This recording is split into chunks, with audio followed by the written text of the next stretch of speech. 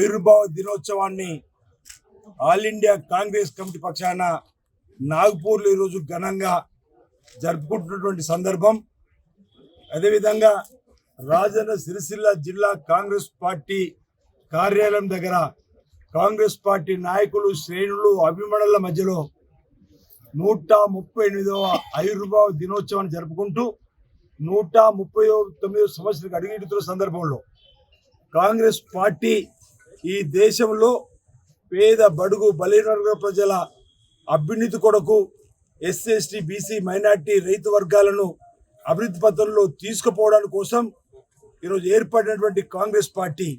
స్వాతంత్ర ఉద్యమంలో బ్రిటిష్ పరిపాలకుల్ని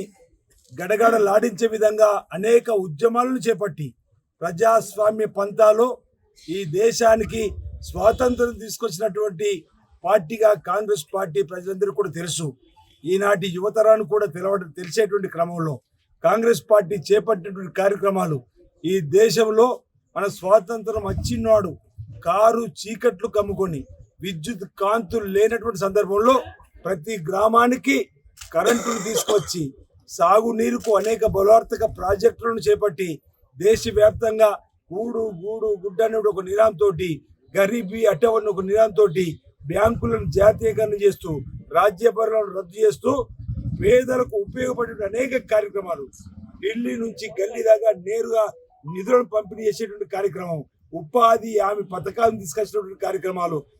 అనేకం కూడా పేదలకు ఉపయోగపడేటువంటి అనేక చక్కటి సంక్షేమ కార్యక్రమాలు చేస్తూ తెలంగాణ ప్రజల ఆకాంక్ష అయినటువంటి ప్రత్యేక తెలంగాణ కూడా ఇచ్చినటువంటి కాంగ్రెస్ పార్టీ చేసినటువంటి సేవలను ఈరోజు గుర్తు చేసుకుంటూ, మరణం చేసుకుంటూ మళ్ళీ ప్రజలందరూ కూడా ఈ రాష్ట్రంలో మార్పు కోరే క్రమంలో 9.5 సంవత్సరాల టీఆర్ఎస్ ప్రభుత్వ పాలనను గద్దెదించి మళ్ళీ రావాలి. కాంగ్రెస్ పార్టీ కర్షకులను, పేద ప్రజలకు ఉపయోగపడే స్కీములు రావాలంటే మళ్ళీ కాంగ్రెస్ పార్టీ రావాలని చెప్పని ప్రజలందరూ కూడా దీవెనలిచ్చి ఈరోజు కాంగ్రెస్ పార్టీని రాష్ట్రంలో అధికారులు తీసుకొని వచ్చిండ్రు. కన్యాకుమారి నుంచి కాశ్మీర్ వరకు కూడా భారత్ జోడో అనే కార్యక్రమం ద్వారా ఈ దేశాన్ని ఏకం చేయాలి, ఈ దేశంలో ఉన్నటువంటి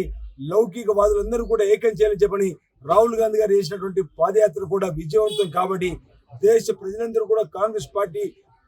వైపు చూస్తున్న క్రమంలో వచ్చినటువంటి ఆవిర్భావ దినోత్సవం సందర్భంగా ప్రజలకు మేము ఒకటే మాట చెప్తున్నాం. ఏ లక్ష్యంతో అయితే కాంగ్రెస్ పార్టీ ఈ దేశంలో ప్రారంభం చేసిండ్రో అదే లక్ష్యంతో కాంగ్రెస్ పార్టీ ప్రస్తుతానికి కూడా పనిచేస్తూ పేద, బడుగు, బలహీన ప్రజల అభ్యున్నతి కోసం,